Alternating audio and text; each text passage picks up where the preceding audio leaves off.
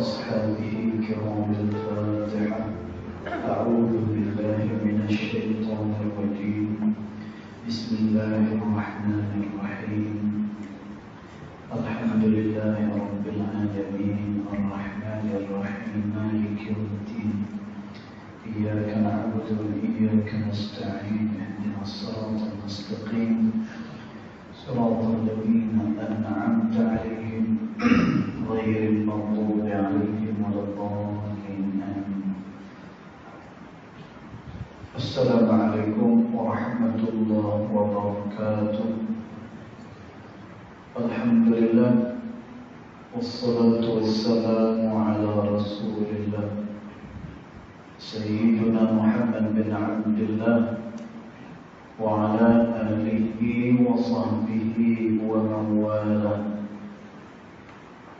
أشهد ونشهد أن لا إله إلا الله وأشهد أن محمدا عبده ورسوله.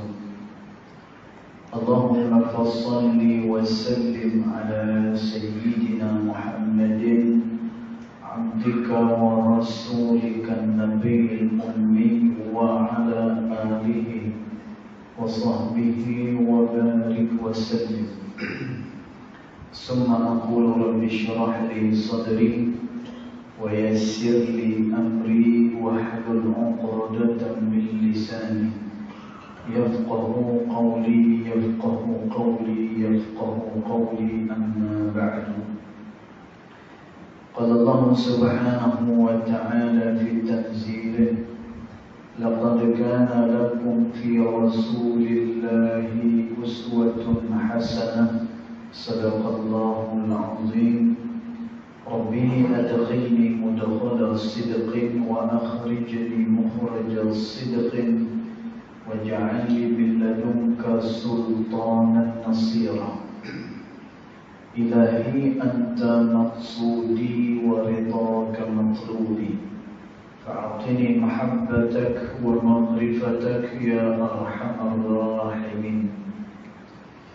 Alhamdulillah, yang pertama-tamanya kita merafakkan kesyukuran kehadiran Allah Subhanahu wa Ta'ala, yang mana dengan limpah kurnianya, dengan rahmatnya, malam ini alhamdulillah kita sekali lagi diberikan ruang serta peluang oleh Allah Subhanahu wa Ta'ala untuk kita sekali lagi dapat bersama-sama berada dalam tempat yang mulia ini bagi menunaikan salat maghrib berjemaah dan isya berjemaah. Mudah-mudahan yang kita lakukan itu ianya akan diterima pada sisi Allah Subhanahu wa Ta'ala. Allahumma amin. Dan kita sambung lagi pembacaan kitab Tazkiratul Ghaflah fi Bayanin Asraris Salah yang dikarang oleh Baba Laksarah Al-Fatani rahimahullahu ta'ala. Maka dia kata, Bismillahirrahmanirrahim. Qala muallif rahimahullahu ta'ala: وَنَفَعَنَا بِعُلُومِهِ فِي الدَّارَيْنِ آمين. Dia kata perasaan seorang mukmin pada ketika bangun bersembahyang dan bertakbir bahawasanya ia telah berhadap kepada Allah Ta'ala. Tuan, orang yang berdiri untuk sembahyang dan dia menghadap kepada arah yang dimuliakan oleh Allah. Tuan, arah qiblat ni dia adalah arah yang sangat dimuliakan oleh Allah. Kita pilih ke mana sekalipun, bila kita nak mendirikan sembahyang, dia wajib menghadap kepada arah qiblat. Dan ulama ada menerangkan, orang yang selalu menghadapkan wajahnya kepada arah kiblat ada kelebihan. Dan antara dia punya kelebihannya, mata dia insya Allah akan diterangkan oleh Allah Subhanahu wa ta'ala. Ini kelebihan tuan-tuan. Pasal apa? Kerana dia menghadap kepada satu arah yang sangat dimuliakan oleh Allah Subhanahu wa ta'ala. Dan juga kiblat yang paling tepat adalah kiblat di Raudhah Nabi sallallahu alaihi wasallam. Haram hukumnya kalau kita masih lagi nak berijtihad berkenaan dengan kiblat Rasulullah sallallahu alaihi wasallam. Haram hukum dia. Dan pasal apa? Kerana kiblat Nabi sallallahu alaihi wasallam adalah yang paling tepat. Nabi SAW percakapan wahyu dia semua adalah wahyu daripada Allah Subhanahu wa ta'ala. Kata Allah Subhanahu wa ta'ala, wa ma yantiqu 'anil hawa in huwa illa wahyun yuha, kata Allah. Dan tidaklah Nabi SAW bila dia berkata dengan hawa nafsu dia, tidak sama sekali. Dan Nabi ni kalau dia bercakap, kalau dia buat sesuatu, maka semuanya itu berdasarkan kepada wahyu daripada Allah Subhanahu wa ta'ala. Dan maka haram kita berijtihad. Maknanya kita nak kata kiblat Nabi SAW itu tak betul dan juga tidak tepat, haram hukum dia. Kenapa? Kerana itu adalah kiblat yang diarahkan oleh baginda Nabi kita Muhammad SAW. Maka itu adalah arah yang paling tepat. Jadi satu orang dia kata bila dia berdiri bangun untuk bersembahyang lalu dia bertakbir, bahawasanya ia telah berhadap pada Allah. Dan orang yang berdiri sembahyang ni, dia nak kena tahu bahawa dia sedang berdiri menghadap kepada Allah Subhanahu wa ta'ala. Kerana itu kata Nabi SAW, "Iza qumta ila salat", apabila engkau berdiri untuk sembahyang, kata Nabi SAW, "Fa aqbalallahu biwajhihi", maka Allah Subhanahu wa ta'ala menghadapkan semua rahmatnya kepada orang yang sedang mendirikan sembahyang. Dan maknanya orang yang berdiri sembahyang ni dia bukan berdiri saja-saja. Dan dia menghadap pada arah kiblat bukan saja-saja. Dan dia sedang menghadap kepada yang maha kuasa. Dia sedang berhadapan dengan Allah Subhanahu wa ta'ala. Kerana itu Ali Zainal Abidin radhiyallahu anhu wa ardah. Dan Ali Zainal Abidin ni siapa dia? Dia antara cicit kepada Rasulullah sallallahu alaihi wasallam. Dan Ali Zainal Abidin ni radhiyallahu anhu wa arda, bila dia pergi ambil wudu, kemudian dia masuk semula ke rumah. Dan orang yang dekat dengan Ali Zainal Abidin ni, dia tengok muka Ali Zainal Abidin ni dah berubah dah. Dan pucat muka dia. Jadi orang tanya dengan Ali Zainal Abidin, "Wahai Ali, kenapa muka kamu ni berubah setelah mengambil wudu?" Dan apa kata Ali Zainal Abidin? Dia kata, "Tidakkah kamu tahu saat lagi kita akan berhadapan dengan yang maha kuasa, yakni Allah Subhanahu wa ta'ala." Tuan-tuan, kita tak ada perasaan tu. Bila kita berdiri nak sembahyang, kita berasa biasa aja bila mana kita berdiri. Tuan-tuan, itulah kedudukan kita di sisi Allah Subhanahu wa ta'ala. Kerana tu kata ulama, siapa yang nak tahu kedudukannya pada sisi Allah Subhanahu wa ta'ala, maka tengoklah bagaimana Allah Subhanahu wa ta'ala pada sisinya. Nanti kita tengok kita ni Allah Subhanahu wa ta'ala tu macam mana.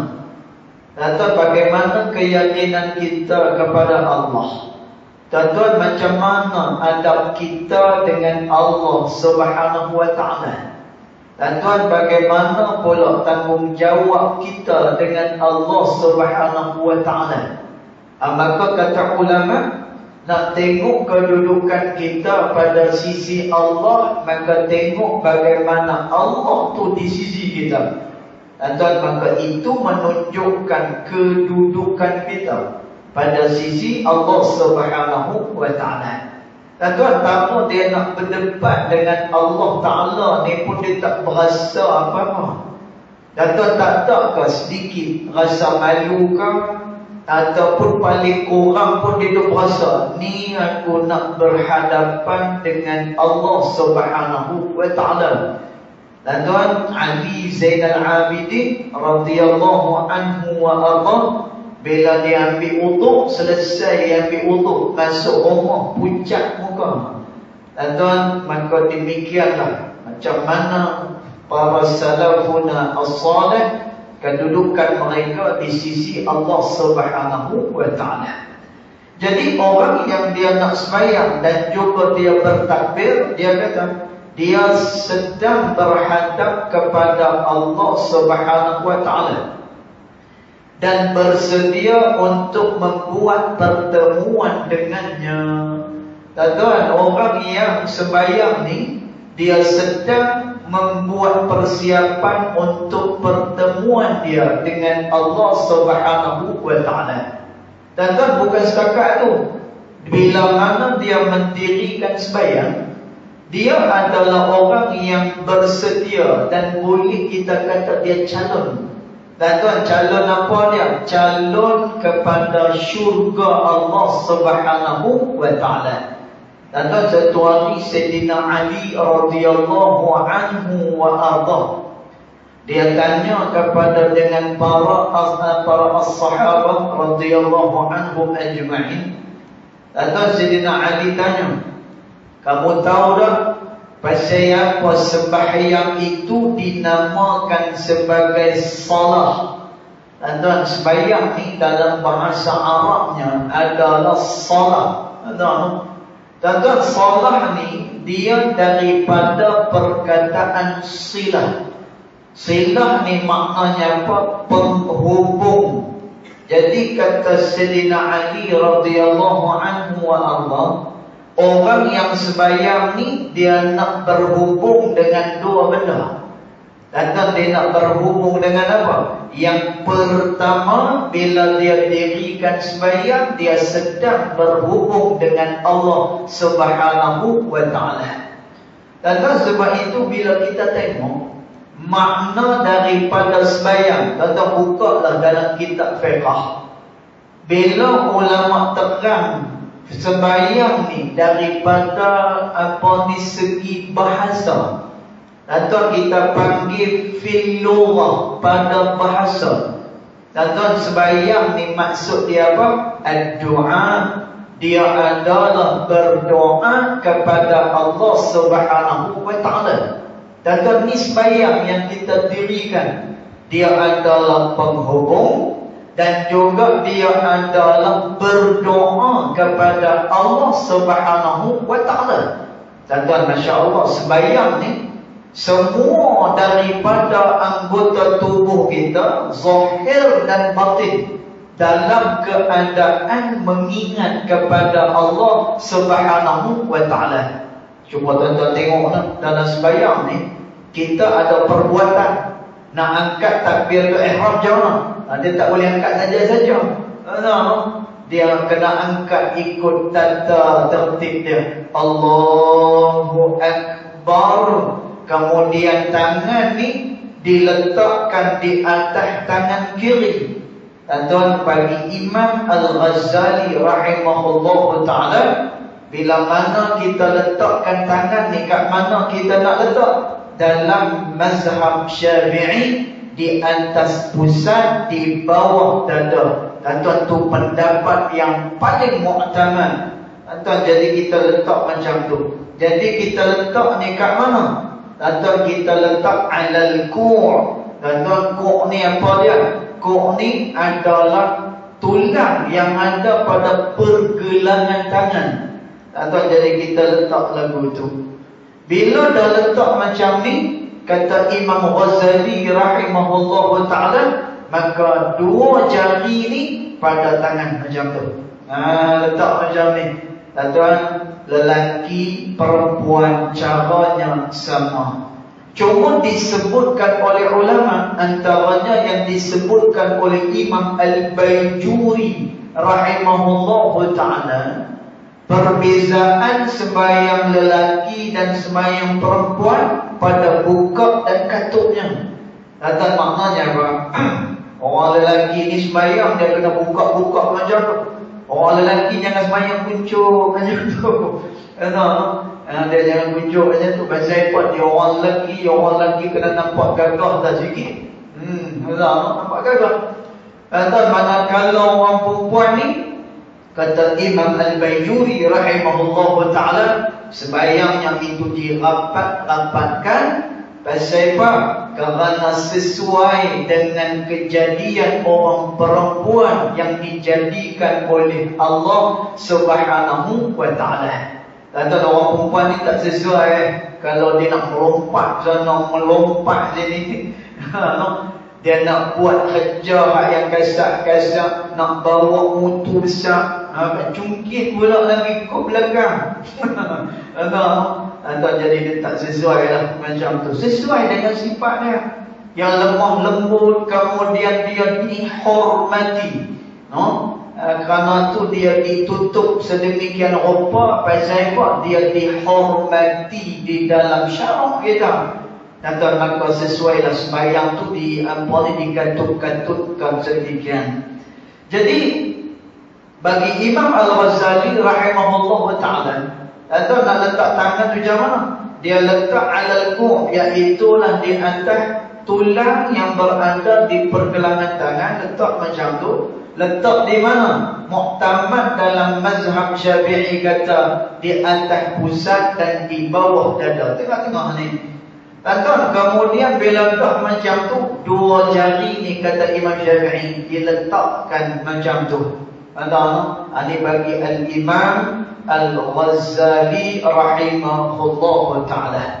Tuan, jadi orang yang mendirikan sembahyang ni adalah orang yang sedang berhubung dengan Allah Subhanahu wa ta'ala. Tuan, orang yang sembahyang ni Masya Allah, seluruh anggota tubuh badan dia mengingat pada Allah. Mula-mula dengan perbuatannya, qiyamnya, takbirnya, qiyamnya, kemudian rukuk, i'tidal, sujud, antara dua sujud. Dan ini semua adalah perbuatan. Kemudian dia punya lisan dia baca suratul Fatihah. Kemudian dalam rukuk ada tasbih rukuk. Kemudian i'tidal ada zikir dia. Kemudian sujud ada tasbih dia. Duduk antara dua sujud ada doa dia. Sampailah dia memberikan salam. Dan tuan, lidah dia dalam keadaan senantiasa dia menyebut perkara-perkara kebaikan kepada Allah Subhanahu wa ta'ala. Kemudian hati dia senantiasa teringat kepada Allah. Macam mana? Bila orang ni nak mendirikan sembahyang, maka wajib dia mengikhlaskan amalan dia kepada Allah Subhanahu wa ta'ala. Tuan tengok Masya Allah, tubuh badan dia ingat pada Allah. Kemudian lisan dia pun berzikir kepada Allah. kemudian hati dia tu pun ingat kepada Allah Subhanahu wa taala. Kerana tu, tuan-tuan, orang yang mendirikan sembahyang, dia sedang berhubung dengan Allah Subhanahu wa taala. Satu hari, tuan-tuan, ada satu orang sahabat jumpa dengan Nabi sallallahu alaihi wasallam. Ya Rasulullah, indana al-hajah. Ya Rasulullah, kami ni ada hajat ya Rasulullah dengan Allah Subhanahu wa taala. Jadi macam mana kami nak nyatakan hajat kami kepada Allah ni? Dan Nabi sallallahu alaihi wasallam kata, "Shalli rak'ataini thumma sil," kata Rasulullah. Sembahyanglah kamu 2 rakaat, kemudian lepas tu mintalah apa-apa yang kamu nak minta kepada Allah Subhanahu wa taala. Dan tu cara kalau kita nak minta apa-apa dengan Allah Subhanahu wa taala. Dan cara dia lagu mana? Dia sembahyang, kemudian lepas tu dia berdoa kepada Allah. Dan ni yang disebut oleh Sayyidina Ali radhiyallahu anhu wa arda. Orang yang mendirikan sembahyang, dia sedang berhubungan dengan Allah Subhanahu wa taala. Kata tu satu. Yang kedua, kata Sayyidina Ali radhiyallahu anhu wa arda, orang yang mendirikan sembahyang, dia sedang berhubungan dengan syurganya Allah Subhanahu wa taala. Dan masya-Allah, orang yang sembahyang ni, selama dia duduk sembahyang, maka selama itulah rahmat daripada Allah Subhanahu wa taala turun ke atas diri dia. Atau selama dia duduk sembahyang, rahmat Allah Subhanahu wa taala turun kepada orang yang mendirikan sembahyang. Atau sebab itu sembahyang ni dia sangat digemari oleh Rasulullah sallallahu alaihi wasallam. Atau kata Nabi sallallahu alaihi wasallam, "Ju'ilatis salah qurrata aini," kata Rasulullah. Sembahyang ni telah dijadikan oleh Allah Subhanahu wa taala untuk aku sebagai qurrata ayun. Dia sebagai penyejuk mata bagi aku, kata Nabi. Atau maknanya apa? Nabi ni orang yang suka sembahyang. Sebab itu kalau kita tengok dalam kitab Matan Al-Arba'in An-Nawawiyah yang dikarang oleh Al-Imam An-Nawawi rahimahullah ta'ala, tuan, ada satu perkataan Sayyidatina Aisyah radhiyallahu anha wa ardaha. Tuan, Aisyah tegur kepada Nabi sallallahu alaihi wasallam, "Ya Rasulullah, pasal apa kamu buat semua ni? Dosa kamu ni, apa yang lepas yang akan datang semua telah diampunkan oleh Allah Subhanahu wa taala." Dan kita mengaji tauhid pun, dalam bab nubuat, dalam bab kenabian, dan para nabi ni, para rasul ni, mereka adalah maksumun. Mereka adalah orang-orang yang dijaga oleh Allah Subhanahu wa taala. Dan dia tak panjang kita. Dia tak panjang kita. Dan kita ni kalau dah dapat hidayah, kita dah dapat satu kekuatan untuk amai kepada Allah. Dan kekuatan tu dia kena jaga, dia kena kawal, dia mesti kena pagar hati dia daripada segala perkara yang boleh menceroboh hidayat yang diberi oleh Allah Subhanahu wa taala. Dan tengoklah bila mana Imam Al-Qushairi dia ditanya oleh murid dia, "Wahai Imam, bila orang ni dia dah sampai kepada martabat awliya illahi salihin, apakah mereka aman daripada dosa dengan Allah?" Dan tuan, nampak jawab Imam Qushairi. Kata Imam Qushairi ada satu karangan dia yang besar. dan menjadi rujukan seluruh dunia. Apa dia? Nama kitab tu Risalah Al-Qushairiyah. Tuan-tuan, Imam Qushairi karang kitab ni kepada siapa? Kepada orang yang mendakwa bahawa dia berjalan pada jalan tasawuf. Anak ni Risalah Al-Qushairiyah. Tuan-tuan, orang tanya dengan dia, wahai Imam, kalau orang ni dah sampai kepada kedudukan awliya illahi salihin, mereka aman tak daripada melakukan dosa dengan Allah? Tuan-tuan, apa jawapan daripada Imam Al-Qushairi? Dia kata, yang terjaga hanya para nabi dan para rasul. Selain daripada tu masih terancam melakukan dosa kepada Allah Subhanahu wa ta'ala.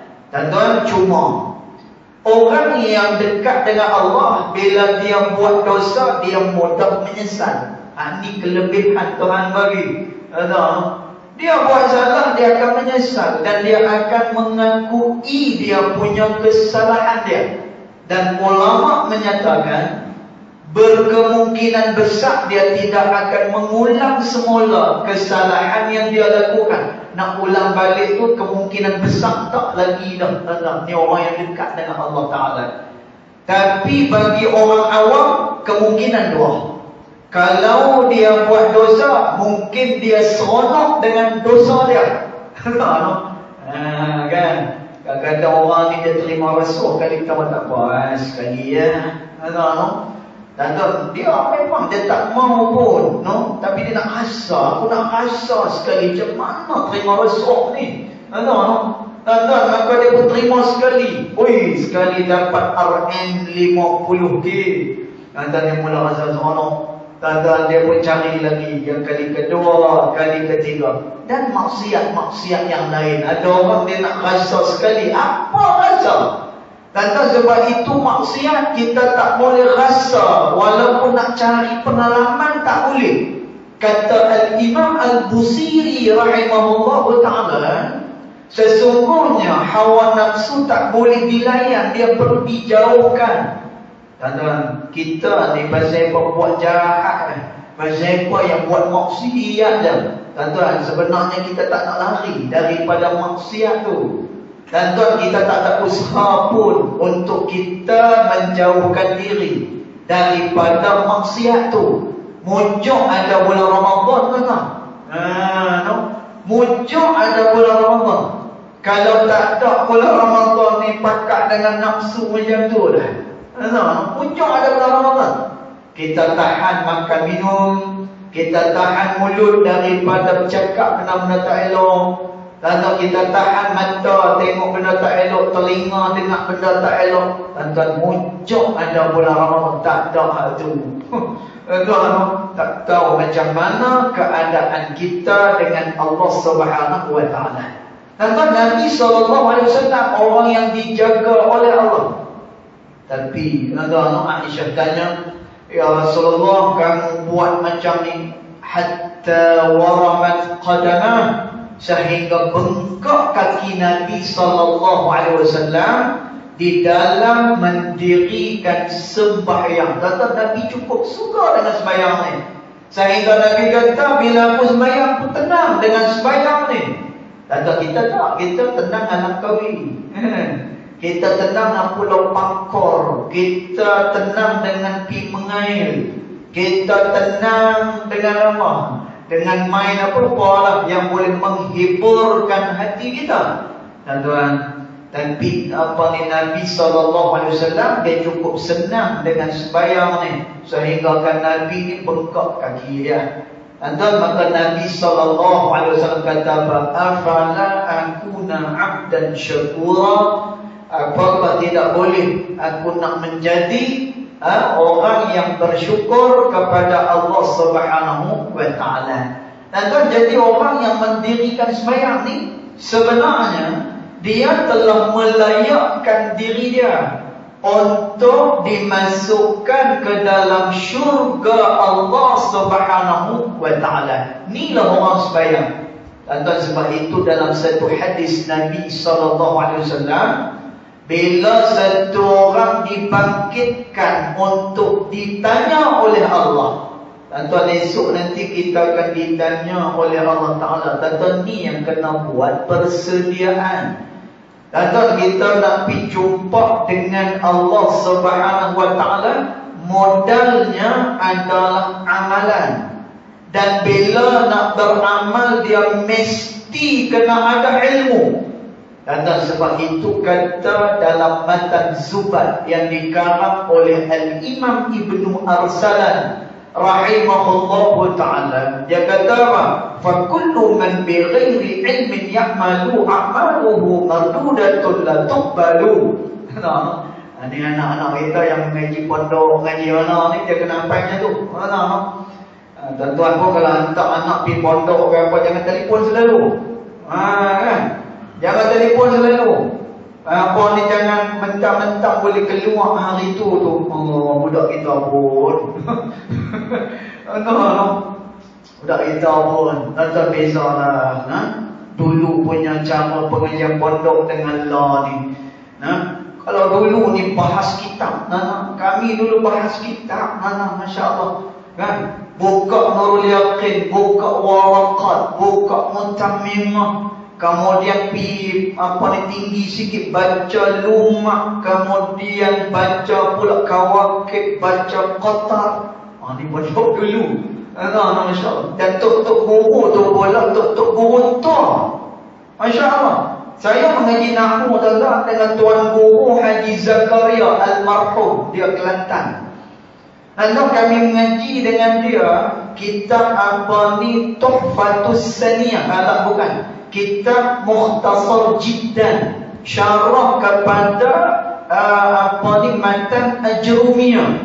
Dan untuk guru mengajar ni, dia boleh apa? Dia boleh kritik pula kitab tu. Dia kata apa? Tok Seth ni, dia kata nak detail sangat, terangkan senang kalau cakap macam ni. Tutup guru dulu. Tapi kalau Tok Guru tu umur, masa saya mengaji dengan dia pun, umur dia masa tu dah 76 dah. Tu dah. Masya Allah, tabarakallah. Baik, tuan-tuan. Jadi kata dalam matan Zubat yang dikarang oleh Imam Ibnu Arsalan, ya, kita nak beramal pada Allah. Dan itu modal kita nak berjumpa dengan Allah. Tapi bila mana kita nak beramal ni, kata dalam matan Zubat, siapa-siapa yang beramal tanpa adanya ilmu pengetahuan, a'maluhu mardudatun la tuqbalu, maka segala dia punya amalan-amalan dia akan tertolak dan tak diterima oleh Allah Subhanahu wa ta'ala. Dan Imam Nawawi rahimahullahu ta'ala sebut di dalam kitab Majmu' dia. Dan Imam Nawawi kata apa? Orang yang bila beramal tanpa adanya ilmu, dan amalan dia akan tergantung pada sisi Allah Subhanahu wa ta'ala. Dan maka kerana itu, persediaan kita nak pergi berjumpa dengan Allah Subhanahu wa ta'ala ni adalah dengan ilmu, dengan amalan kita kepada Allah Subhanahu wa ta'ala. Baik.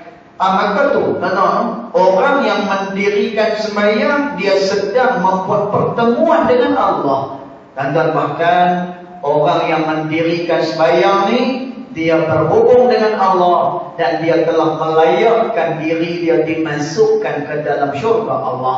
Tuan-tuan, orang ni bila dia mati esok, kata Nabi SAW, awwalun ma yuhasabu bihil abdun as-salah, kata Rasulullah.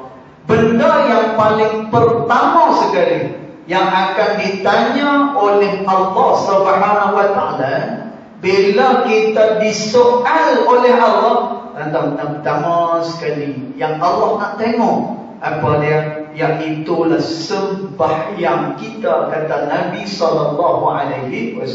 Baik. Kemudian dia kata bahawasanya ia telah berhadap pada Allah dan bersedia membuat pertemuan dengannya untuk dia bermunajat dan bercakap dengannya. serta memohonkan keampunan Allah Ta'ala dan keredaannya.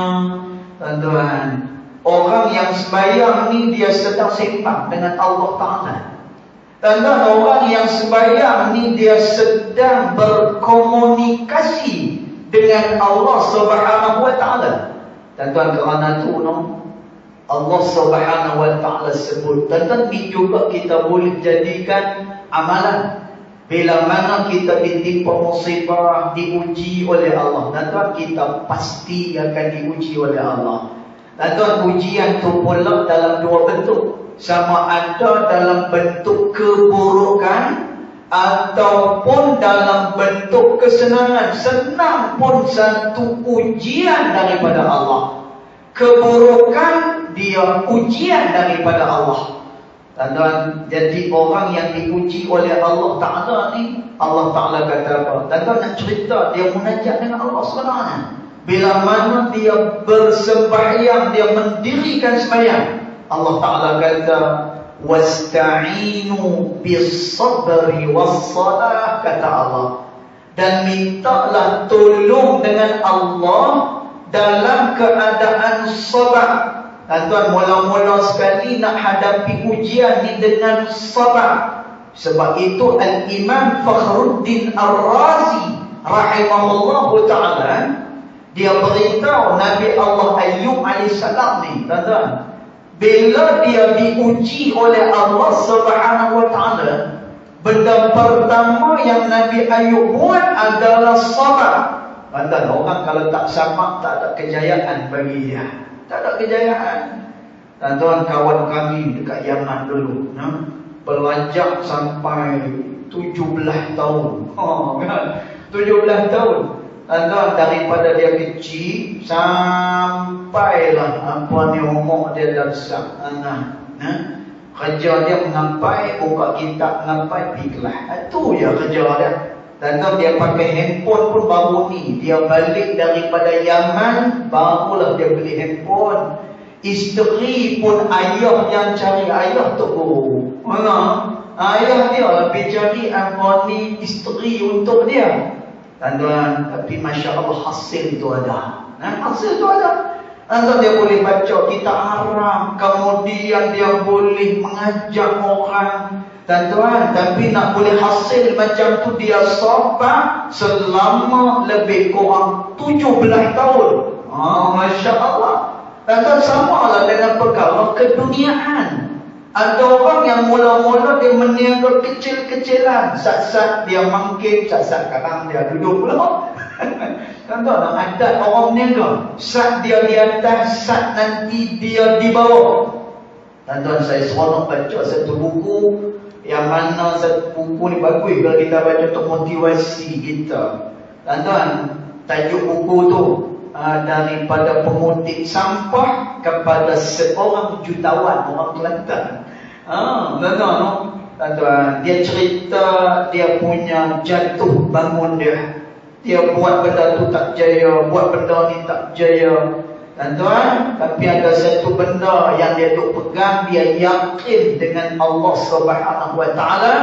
Tuan-tuan, dia nak boleh pakai helikopter macam lah ni. Tuan-tuan, dia nak jadi kaya macam lah ni. Ada cerita jatuh bangun dia. Tuan-tuan, tapi kerana dia sabar, dia sebagaimana yang kita kenal pada hari ini, seorang jutawan, asalnya adalah seorang pengutip sampah. Dan sebab itu Allah Ta'ala kata, wasta'inu bis-sabri was-salah. Bila kamu minta dengan Allah, maka hendaklah pertama sekali kamu letakkan sabar dulu. Tentang sabar. Sebab itu kita kena terima kenyataan. Kita manusia pasti diuji oleh Allah Subhanahu Wa Ta'ala. Kemudian dah sabar elok dah, maka wassalah, kita minta dengan Allah Subhanahu Wa Ta'ala dalam keadaan kita mendirikan sembahyang. Tentang siapa yang suruh mendirikan sembahyang ni?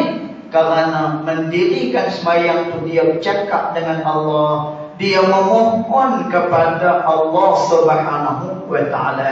Tuan-tuan, itulah dia nilaian sembahyang. yang Allah Subhanahu wa taala berikan kepada baginda Nabi Muhammad sallallahu alaihi wasallam. Dan bermula sembahyang itu ialah ibadah yang penting di dalam Islam, memfardu oleh Allah Ta'ala di atas tiap-tiap mukallaf dengan keterangan Al-Quranul Karim. Inna salata kanat 'alal mu'minina kitaban mawquta. An-Nisa ayat 103. Tuan yang ni kita jumpa nanti lepas raya. Lepas raya nanti lah kan, bagi makan tupak dulu, lemang dulu kan. Amboi sapi raya terus. No, Ramadan lagi 2 minggu tak ingat lah. Jadi mudah-mudahan lah kita semua masuk dalam bulan Ramadan dalam keadaan diberkati oleh Allah. Tuan doalah pada Allah, mudah-mudahan Ramadan esok ni kita dapat beramal dengan sebaik-baiknya dan kita keluar daripada madrasah Ramadan esok ni sebagai muttaqin, sebagai orang-orang yang bertakwa kepada Allah Subhanahu wa taala insya-Allah. Cukup setakat tu yang baik datang daripada Allah Subhanahu wa taala, yang tidak baik datang daripada kejahilan diri saya sendiri, walaupun hakikat kedua-duanya datang daripada Allah Subhanahu wa taala. Bismillahirrahmanirrahim. Alhamdulillahirabbil alamin. Wassalatu wassalamu ala asyrafil anbiya'i wal mursalin wa ala alihi wa sahbihi ajma'in. Allahumma ighfir lana ma akhtana wa ma ta'ammudna wa ma asrarna wa ma a'lanna wa ma anta a'lamu bihi minna, antal muqaddim wa antal muakhir. لا إله إلا أنت سبحانك إنا كنا من الظالمين. وصلى الله على سيدنا محمد وعلى آله وصحبه وبارك وسلم والحمد لله رب العالمين والله أعلم.